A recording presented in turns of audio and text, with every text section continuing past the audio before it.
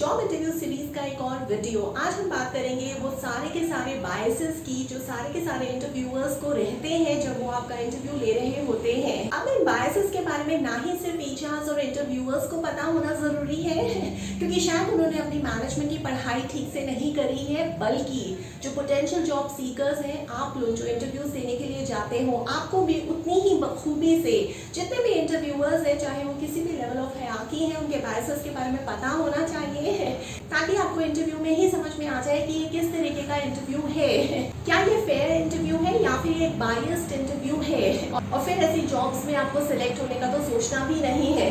Biases की हम बातें कर चुके हैं पहले के वीडियोस में, आज हम बाकी बचे हुए बायसेस की बातें करेंगे।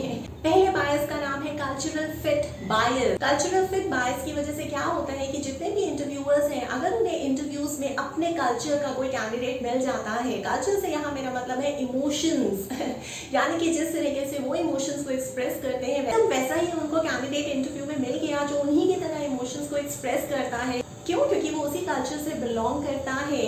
वहाँ अपने लॉजिक्स को असाइड रख दिया और बस सिर्फ और सिर्फ इसी बेसिस पे डिसीजन ले लिया और उस कैंडिडेट को सिलेक्ट कर लिया क्योंकि वो वैसे ही इमोशंस को एक्सप्रेस करता है, वो वैसे ही फीलिंग और एक्सपीरियंस देता है जैसा आप देते हो। तो यहाँ पे जितनी भी रिसर्चेस हुई हैं इंडस्ट्रीज के अक्रॉस, वो बताती हैं कि इंटरव्यूज में ज्यादातर वही कैंडिडेट सिलेक्ट होते हैं जो इमोशनली अपने आप को वैसा ही फिट दिखाते हैं जैसे कि इंटरव्यूअर्स होते हैं, जबकि बायस है, ये एक अच्छी प्रैक्टिस नहीं है। देखो, यहाँ से जो इंटरव्यूअर्स हैं उनको ये समझना पड़ेगा कि उन्हें जब भी इंटरव्यूज लेने हैं, चाहे वो वर्चुअल इंटरव्यूज हो या चाहे वो फेस टू फेस इंटरव्यूज हो, आपको सेल्फ अवेयर होना पड़ेगा।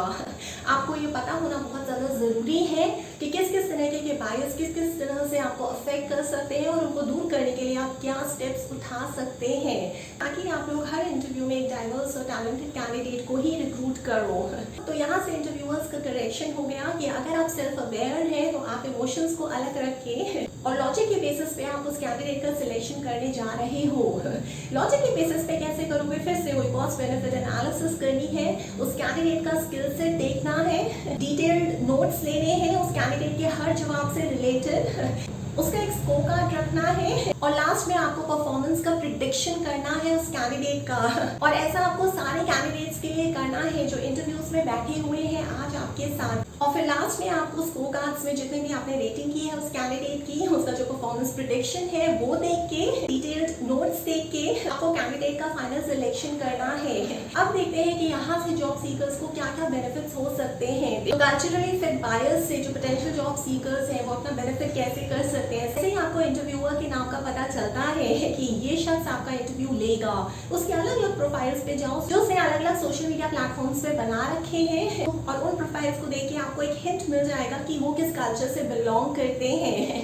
बस आपको उस कल्चर के बारे में थोड़ा बहुत पढ़ना है और समझना है कि उस कल्चर के लोग जो है वो किस तरीके से अपने इमोशंस को एक्सप्रेस करते हैं अगर आपको इंटरव्यू में सिलेक्ट होना है। तो इंटरव्यूअर की अलग अलग प्रोफाइल्स को अलग अलग सोशल मीडिया प्लेटफॉर्म्स पे ढूंढना बहुत ही आसान है। आप गूगल पे उनका नाम डाल सकते हो, उनकी डेजिग्नेशन डाल सकते हो, इस तरीके से आप अलग अलग प्लेटफॉर्म्स पे उनके प्रोफाइल्स को चेक कर सकते हो।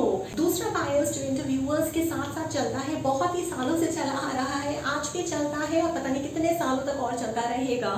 अगर आप मेरे वीडियोस को फॉलो करते हो तो ये सारे के सारे बायसेस आज के आज ही खत्म हो जाएंगे। ये जो दूसरा बायस है इसका नाम है नॉन वर्बल क्यूज। देखो, इंटरव्यूअर्स और एचआर्स आपको ऐसा लगता है कि ठीक है, अगर हमने किसी को इंटरव्यू के लिए बुलाया है, उससे अगर हमने हैंडशेक किया, उसने बहुत ही लूज सा हैंडशेक किया, वो जो हैंडशेक था वो एकदम फर्म नहीं था, तो हमने एक परसेप्शन बना लिया, एक बायस यहाँ से इमर्ज हो गया कि अरे इसकी तो पर्सनालिटी में कुछ ज़्यादा दम नहीं है। क्यों? क्योंकि इसको तो हैंडशेक करना ही नहीं आता। तो जिस बंदे को हैंडशेक करना ही नहीं आता वो जॉब रोल्स रिस्पॉन्सिबिलिटीज को क्या निभाएगा। दूसरा जो नॉन वर्बल क्यूज का एक पार्ट है वो होता है कैंडिडेट का ड्रेसिंग सेंस। अगर इसका ड्रेसिंग सेंस जो है वो बहुत अनटाइडी है या शायद ऐसा कोई ड्रेसिंग सेंस है जो मुझे नहीं पसंद है, तो अगर इसको ड्रेसअप भी ठीक तरीके से नहीं होना आता है तो ये इस जॉब के लिए फिट नहीं है, मैं इसे सिलेक्ट नहीं करूंगा। देखिए, यहाँ पे मैंने दो चीज़ों की बात करी है। पहला है हैंडशेक, जो किसी भी समय सीखा जा सकता है कि फर्म हैंडशेक और कितनी बार हमें हैंडशेक करते हुए जर्क्स देने हैं, तो ये कोई बहुत ज्यादा मुश्किल बात नहीं है। ये चीज तो कैंडिडेट बाद में भी सीख सकता है और ये चीज कभी भी आपको बीच में नहीं लानी चाहिए कि अगर इसका हैंडशेक अच्छा नहीं है तो मैं इसे सिलेक्ट नहीं करूंगा। दूसरा है ड्रेसिंग सेंस। अगर आपको कोई ऐसा कैंडिडेट मिलता है जो आप ही की तरह ड्रेसअप होता है एवरेज में बाकी कैंडिडेट्स जो आपके इंटरव्यू को देने के लिए आए हैं उनका ड्रेसिंग सेंस शायद आपको पसंद नहीं आ रहा है, तो उस पे ये जो आप बायस बना रहे हैं कि अगर इसका ड्रेसिंग सेंस वैसा नहीं है जैसा मुझे पसंद है तो ये इस जॉब रोल के लिए फिट नहीं है, ये एकदम गलत परसेप्शन है। ऐसा करने से आप ना ही सिर्फ डाइवर्सिटी को हैम्पर कर रहे हो बल्कि टैलेंटेड कैंडिडेट्स की भी ग्रोथ रोक रहे हो, जो एकदम गलत है। तो इस लूपहोल से पोटेंशियल जॉब सीकर्स के लिए क्या सीख है? तो आपके लिए सीख ये है कि जब भी आपको इंटरव्यूज में जाके हैंडशेक करना है, वो जो हैंडशेक है वो लूज हैंडशेक नहीं होना चाहिए, वो एकदम फर्म हैंडशेक होना चाहिए। और उस हैंडशेक में आप मैक्सिमम टू मैक्सिमम 3 जर्क्स दे सकते हैं, उससे ज्यादा और उससे कम जर्क्स नहीं देने हैं। और दूसरी चीज, जहां तक आपकी ड्रेसिंग सेंस का सवाल है, तो जो भी आपका इंटरव्यू लेने वाला है उसके प्रोफाइल्स पे चाहिए, जैसे तो इंटरव्यूअर के आपको अलग अलग फोटोज को ढूंढना है अलग अलग सोशल मीडिया प्लेटफॉर्म्स पे है।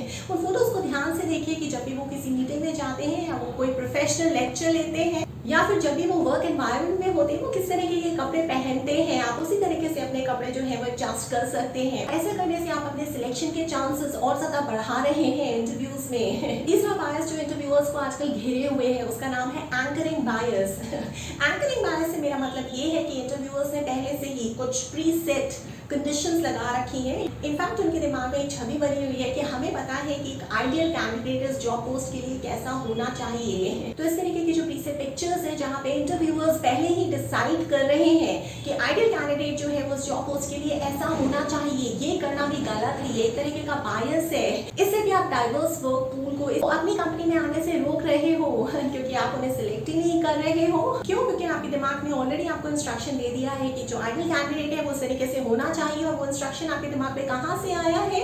वो यहाँ से आया, उसका जो रूट कॉज है वो ये है कि अच्छा इस जॉब पोस्ट पे फलाना बंदा पहले काम कर चुका है, वो कुछ दिन पहले इस जॉब को छोड़ के गया है, उसके साथ साथ हमें ये चैलेंजेस थे, जो जॉब डिस्क्रिप्शन था उससे इस तरीके से मैच नहीं किया, उसके साथ साथ हमें क्या क्या प्रॉब्लम्स हुई। तो इस तरीके की प्रॉब्लम्स को रोकने के लिए या इस तरीके की प्रॉब्लम्स दोबारा से ना हो फ्यूचर में, हमने एक्चुअली जेडी को नहीं देखा ठीक से, हमने कोई जेडी की रूट कॉज एनालिसिस नहीं की। तो एक्चुअली प्रॉब्लम यहाँ पे क्यों क्रिएट हुई? क्योंकि आपने जेडी को इम्प्रोवाइज नहीं किया है बहुत समय से, आपने सर्वेस भी फ्लोट नहीं किए हैं। इंटरव्यूअर्स और एचआर से जानना ही नहीं चाहते उन सर्वेस के थ्रू कि जेडीज में कहाँ कहाँ कमी है, बल्कि आप लोग टाइम बचाने के लिए और अपना काम आसान करने के लिए जो कैंडिडेट उस जॉब को छोड़ के जा रहा है उसके कंपैरिजन में एक आइडियल कैंडिडेट की जो परसेप्शन है, एक जो छवि है वो अपने दिमाग में बना रहे हो। इसकी वजह से बहुत सारे कैंडिडेट्स जो हैं वो इंटरव्यूज में सफर कर रहे हैं। तो जितने भी इंटरव्यूअर्स आज इस वीडियो को देख रहे हैं, आपको कभी भी कंपेयर करके एक पास्ट कैंडिडेट से जो उस जॉब को सर्व कर रहा था, एक आइडियल कैंडिडेट का परफेक्ट पिक्चर नहीं बनाना है और उसी अपने जेडीज को इम्प्रोवाइज करना है, रह के इम्प्रोवाइज करना है। इस सिचुएशन का पोटेंशियल जॉब सीकर्स किस तरीके से फायदा उठा सकते हैं? आप लोगों को इंटरव्यूज देने के बाद किसी भी फीडबैक का इंतजार करने की जरूरत नहीं है। जी हाँ, मैं आप ही से बात कर रही हूँ। आप पोटेंशियल जॉब सीकर्स सुन लो। कैसे? क्योंकि इंटरव्यूज में बैठे बैठे ही जब आप ये क्वेश्चंस लास्ट में जब एचआर या इंटरव्यूअर्स आपसे ये सवाल पूछते हैं कि अगर आपके कोई क्वेश्चंस है तो आप पूछ सकते हैं, तो तब आपके पास मौका है इंटरव्यूअर से ये सवाल पूछने का कि आपके हिसाब से आइडियल कैंडिडेट इस जॉब के लिए कैसा होना चाहिए। और ध्यान से सुनना, इस जवाब से आपको क्लैरिटी मिल जाएगी कि आपका इंटरव्यू में सिलेक्शन होगा या नहीं होगा। आप कितने परसेंटेज जो है वो उनके जो पिक्चर उन्होंने अपने दिमाग में बनाई है उससे करीब है या दूर है। चौथे बायस का नाम है फिजिकल अट्रैक्शन बायस। यहाँ पे इंटरव्यूअर्स और एचआर्स क्या कर रहे हैं कि अगर कोई उन्हें बहुत ही ज्यादा फिजिकली अट्रैक्टिव बंदा या बंदी, जैसे ऑपोजिट जेंडर का एक अट्रैक्शन होता है, उस बेसिस पे इंटरव्यूज में कैंडिडेट्स को सिलेक्ट किया जा रहा है। इस चीज को जो ग्लोबल रिसर्चेस हुई हैं इंडस्ट्रीज के अक्रॉस वो सब्सटैंशिएट करती हैं। जो ग्लोबल रिसर्चेस हैं वो ये बताती हैं कि इंटरव्यूज में वही कैंडिडेट ज्यादा से ज्यादा सिलेक्ट हो रहे हैं जो फिजिकली बहुत ज्यादा अट्रैक्टिव है, या फिर उनकी जो अर्निंग्स है, जो उनकी पास्ट इनकम रही है वो बहुत ज्यादा हैंडसम थी। तो फिर से आप इस तरीके के बायस को फॉलो करके एक अच्छे कैंडिडेट को अपने कंपनी में आने से रोक रहे हो। तो इस लूपहोल को पोटेंशियल जॉब सीकर्स किस तरीके से एड्रेस कर सकते हैं कि इंटरव्यूअर्स को जो पसंद है वो अच्छा दिखने या दिखने वाली लड़की या लड़का होना चाहिए। तो आपको दिखने में बहुत अच्छा लगना है पहली चीज। अगर आप इंटरव्यूज में दिखने में बहुत अच्छे लग गए तो आपके सिलेक्शन की जो प्रोबेबिलिटी है उससे बढ़ जाती है। पांचवे बायस का नाम है जनरलाइजेशन बायस।